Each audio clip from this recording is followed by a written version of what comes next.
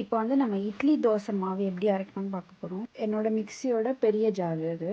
So இதில் தான் அரைக்க போகிறேன். ஒரு 1/4 கிளாஸ் தண்ணி ஊற்றினா போதும். ஃபுல்லாகவும் போட வேண்டாம். ஒரு 3/4 இது போட்டுட்டு சால்ட் வந்து நான் அரைக்கும் போதே சேர்த்துருவேன். மொத்தமாக அந்த 1 கிலோக்கு 2 டேபிள் ஸ்பூன் போதும். இல்லை உங்களுக்கு டேஸ்ட் பண்ணி பாருங்கள் கடைசியாக. தேவைன்னா இன்னும் கொஞ்சம் கூட உப்பு போட்டுக்கலாம். இதான் என்னோட மிக்சி.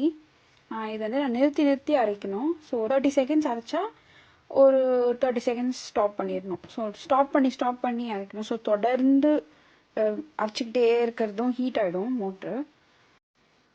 இப்போ மாவு அரைச்சாச்சு. மிக்சிலேருந்து பாத்திரத்துக்கு நான் ட்ரான்ஸ்ஃபர் பண்ணிட்டேன்.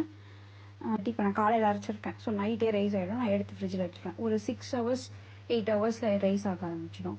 ஸோ அதனால தான் நான் கொஞ்சம் பெரிய பாத்திரத்தில் எடுத்து வச்சுருக்கேன். இங்கே ஸ்வீடன்னால குளிர். ஸோ அதனால் இங்கே இந்த ரூம் டெம்பரேச்சருக்கு ரைஸ் ஆகாது.